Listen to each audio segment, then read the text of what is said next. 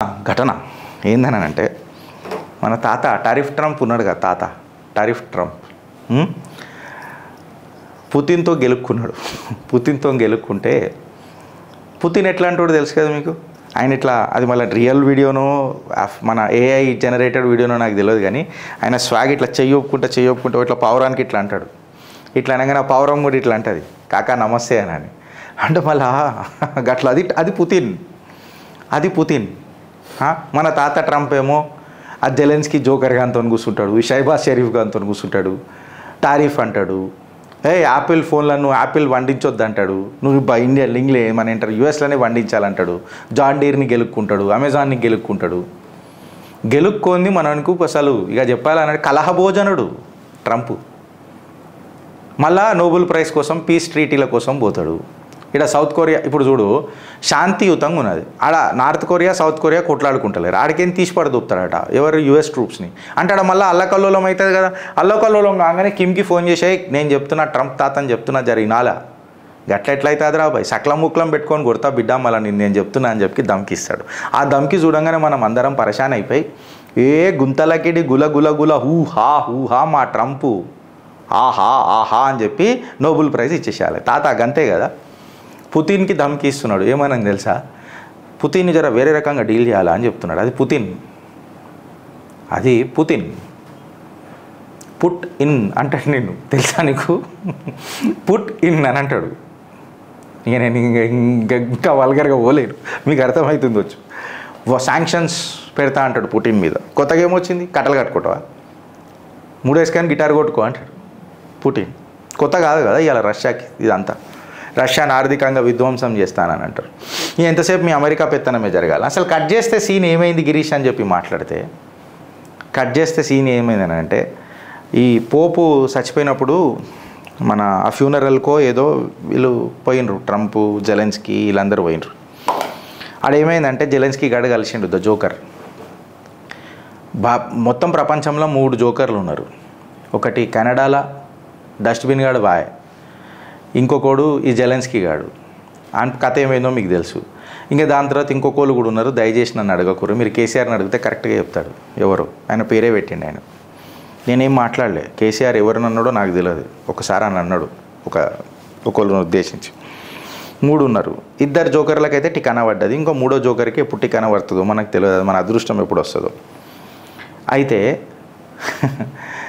జెలెన్స్కీతో కూర్చొని యుద్ధం ఆపేసాయి అని అంటే, నాకు ఆపనికి ఏం లేదు, పుతిన్ ఇంటలేడు కదా, పుతిన్కి చెప్పుకున్నాడు. అయితే జెలెన్స్కీ గారికి ఏమన్నా సిగ్గుశరం ఉందా అంటున్నాడు. కమిడియన్ ఫస్ట్, జెలెన్స్కీ అనేటోడు కమిడియను. అయితే వెనకటికేమో అన్ని ఆఫీస్ వైట్ హౌస్కి పిలిచి పొల్లు తిట్టిండు ఇదే ట్రంప్. అంటే అన్ప్రిడిక్టబుల్, ఎప్పుడు ఎట్లుంటాడో తెలియదు. అప్పుడప్పుడు నా మీద నాకు కూడా గ్రీన్ వేస్తుందేమో, గిసుంటోనిగా మనం సపోర్ట్ చేసినామని అనిపిస్తుంది ట్రంప్కి. సీరియస్గా తప్పే కదా, ఫ్యాక్టే. తప్పు చేసినప్పుడు ఒప్పుకోవాలి కదా మనం. సో ఈ ట్రంప్గా మనం మద్దతు తెలిపినాం అని చెప్పి భయం వేస్తుంది నాకు.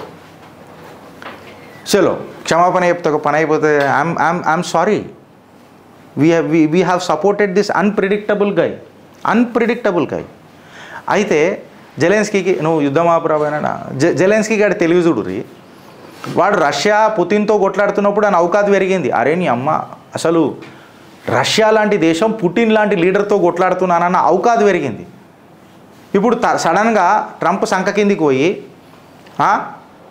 నేను సెటిల్మెంట్ చేసుకుంటానంటే ఇజ్జత్ ఏం పోయింది జెలెన్స్కీ చూడిగా. దాని తర్వాత అమెరికా ఇజ్జత్ ఎంత పోయిందో చూడండి. ఇప్పుడు జెలెన్స్కీ గాడికి అమెరికా మద్దతు తెలిపింది, ఎయిడ్ డొనేషన్స్ ఇచ్చింది. ఇవాళ నువ్వు వైట్ హౌస్ పిలిపించి నువ్వు బతుకుతున్నవే నా మీద, నేను లేకపోతే నువ్వు ఎంతరా భయ్ అని చెప్పి దానం చేసినోడి మీద, ఆ దానం మీద మాట్లాడితే ఆ దానానికి నన్ను విలువ ఉంటుందా ఫ్రెండ్స్? ఈ ట్రంప్ తాత ఏం చేస్తున్నాడు అనేది తనకు అర్థమవుతలేదు. ట్రంప్ తాత మాట్లాడిన దాంట్లో న్యాయం ఉందా అని అంటే, ఒక భీకర దాడి రష్యా చేసిందట, 13 మంది సివిలియన్స్ చచ్చిపోయారట. అయితే రష్యన్ ప్రెసిడెంట్తో కూడా ఫోన్ చేసిండట. ఫోన్ చేసి నేను మళ్ళా పుతిన్తో మాట్లాడతా, నాకు మంచి దోసు, మేమిద్దరం మస్తు పోలార్ బేర్లతో ఆడుకున్నాం వెనకటికి అని చెప్పిండట. అయితే మస్తు జిగర్లో ఉంటాం అని చెప్పి మన పుతిన్కి చెప్తే సరే అని అన్నాడట. పుతిన్ ఎట్లా అంటాడు, ఆయన ఒక ఏజెంట్ ఒకప్పుడు.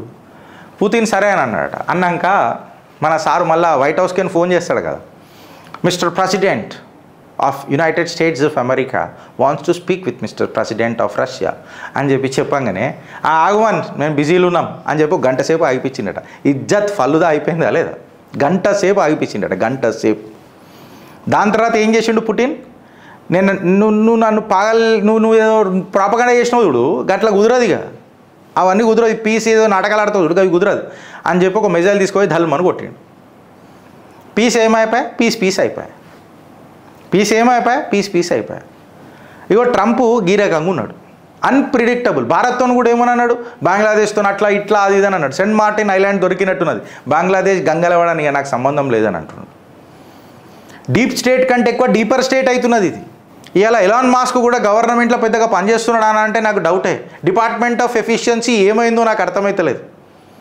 అయిపోయా రాగానే 2 సార్లు తారా స్థాయిలో టల్ అని కొట్టిర్రు. దాని తర్వాత అవి మీదికి ఎగిరినాక కింద పడితే కదా, ఎగిరిపోతే ఎంత బాగుంటుంది అని అనేది కాదు, కానీ ఇలా ట్రంప్ హర్కత్లు చూస్తే ఎరిగిపోతే కంపొస్తుంది అని చెప్పి ఒక డిస్కషన్ జరుగుతుంది యావత్ ప్రపంచంలో. ఎగిరిపోతే మంచిగా ఉంటుంది నిజంగానే, కానీ ఎరిగిపోతేనే వాసన వస్తుంది. ఇది ప్రాబ్లం ఇవ్వాలి ట్రంప్ తాతతో. టారిఫ్లు తీసుకొని వస్తాడు, నేను శాంక్షన్స్ పెడతా అంటాడు, నేను అది చేస్తా అంటాడు.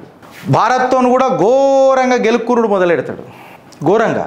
అండ్ ఇన్ఫ్యాక్ట్ మీకు ఒక విషయం తెలుసా, భారత్తో గెలుక్కునుడు మొదలెట్టిండు తాత, ట్రంప్ తాత భారత్తో డైరెక్ట్గా గెలుక్కునుడు పెట్టిండు. ఎట్లా నెక్స్ట్ చిట్టాలో చెప్తా. Stay tune with Chitragupta. Bharat మాతాకి జై.